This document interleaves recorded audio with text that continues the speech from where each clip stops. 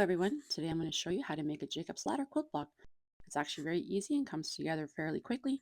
I'll walk you through how to do it with two colors, and then we'll also do a Scrappy version, so make sure you stick around to see that. So for the one where I only use two colors, I cut two strips of fabric. They are 2.5 inches wide by width of fabric, so the full length.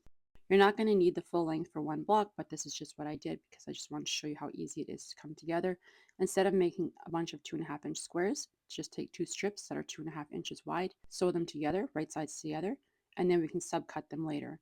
You will also need two 5 inch squares of your darker color, and then another two 5 inch squares of your lighter color, and these are going to make some half square triangles. So the first thing that we need to do is on the wrong side of our lighter color, we're going to draw a diagonal line from corner to corner. These will be our sewing guides so that we can sew a 1/4 inch on either side of those lines, and that is just so that we can get two half square triangles at a time. I just find it's easier to make them this way than to do them one at a time. Once you have sewn those lines, we're just going to take a ruler and a rotary cutter and cut on the diagonal and cut them in half, and that will yield four half square triangles, and we're going to square these up to 4.5 inches. I'm using my slotted trimming ruler, but you use whatever you have. Now I'm going to take those two strips of fabric that I had before. I have sewn them together, and I did press to the dark side. I just always press the dark side when I can. We now need to cut these into 2.5 inch strips as well. This is going to make our four patches. And doing it this way, it makes it go a lot faster than sewing a bunch of little squares together. And we are going to need 5 of these four patches. So this is what I had left over when I used the width of fabric. If you were making a whole quilt, you could use that to make more. But now we need to make our little four patches with these, and because I pressed to the dark side, now when I go to lay them right sides together, my seams are going to nest, and that's just going to make everything come out a lot nicer. And I am going to pin here just to hold it in place while I sew. Once we've made our four patches and all of our half square triangles, and we've squared everything up to 4.5 inches, we are ready to lay this out. And we're going to need 5 of these, and I'm going to turn them all the same way. So basically the dark red corner is always going to be on the top right and on the bottom left. And then when I go to place my half square triangles, I'm going to make sure that my darker color, which is red on mine, is facing or pointing towards the center of the block. And then you can just see how it comes together. And now we're just going to have to sew this together like a 9 patch. Like I said, when you're laying it out, make sure that your corners, your darker corners, are on the top right on every single block. If you turn them around, you're not going to get this effect. So just make sure that everything's facing the right way and that your half square triangles are pointing towards the center of the block. If you turn them around, you won't get that Jacob's Ladder look. You could do this with multiple colors, but I really like just the two tones. But I did try a Scrappy version and absolutely love it. So make sure you stick around to see how that looks. But now we are ready to sew this together. So I'm going to sew it together like I normally would with a 9 patch.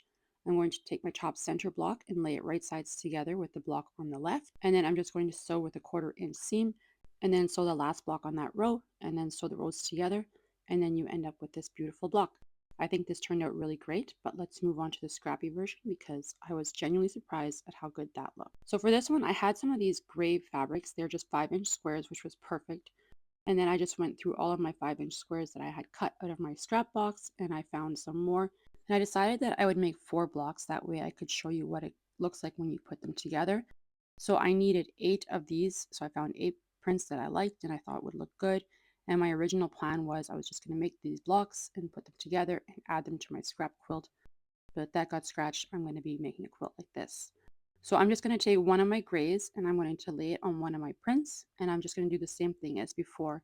Draw a diagonal line from corner to corner and then sew a 1/4 inch on each side of this line. And then I will make my half square triangles using this method. I need to make 16 half square triangles that are 4.5 inches. So I'm just going to do a whole bunch of these at once and take them over to the sewing machine and then chain stitch. That way I don't have to keep getting up and running back and forth. And then for my 4 patches, I have a box here of some 2.5 inch squares that I have cut just from my scrap box as well.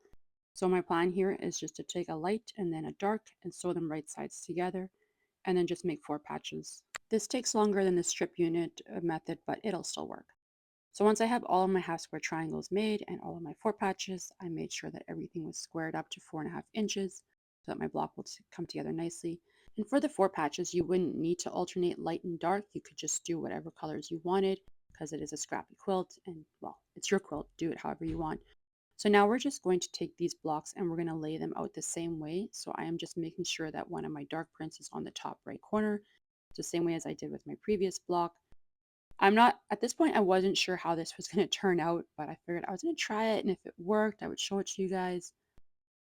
And I was surprised at how great this looked, and once I finished it and I put the 4 blocks together, I was like, "I have to make a whole quilt like this," so I need to go find some more gray fabric. So for these, you're laying them out the same way as the previous one. The only thing that I did kind of wonder or decide on how I wanted it to look was I wasn't sure if I wanted my gray facing the center or my print.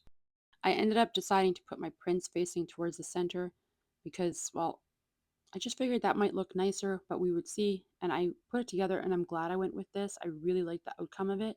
And because some of my half square triangles and my 4 patches had the same prints, I just made sure that none of those were touching because then you would lose that effect again. So I just made sure that I didn't have any of those touching. And if I did, I just swapped out some blocks. And then you just sew them together like you would any other 9 patch. I really hope you're enjoying this video. And if you are, I would really appreciate it if you would hit that thumbs up button. And if you aren't already subscribed, I would really appreciate it if you would consider doing that as well. Subscribing to my channel is free. It doesn't cost you anything. And I do appreciate all the support. So I'm going to go sew these all together. And then I'm going to show you what it looks like once you have this all done and put together because I'm telling you, it looks a lot better than you think it would. So I have all of my blocks done. So now we're just going to lay them out. And here too, depending on how you lay them out, you're going to get different effects. So I'll show you a couple of different examples. Because here you can see already, if I place this block that way, you're not going to get that same effect. But if I spin that right corner block, the Jacob's ladder is almost giving like an X illusion there. I really thought this was nice, but if you spin the blocks another way, you can kind of get like the trip around the world look. That's at least what I got out of it. It kind of reminded me of that, and I did make a half square triangle trip around the world quilt for my mom, and that's what this reminded me of, but then you had the scrappy look in there. I really like this way too, but like I said, you could spin it however you wanted. You can make your half square triangles solids and not add the prints, but I kind of like the scrappy prints in there. But I'm going to go buy some more gray fabric and cut up some more scraps because this needs to be a whole quilt. This is not going in my other scrap quilt. This one's going to be mine. Well, I hope you enjoyed this video and I thank you so much for stopping by. But that's all I have for you today. And I hope you enjoyed seeing these blocks come together and you decide to make some of your own.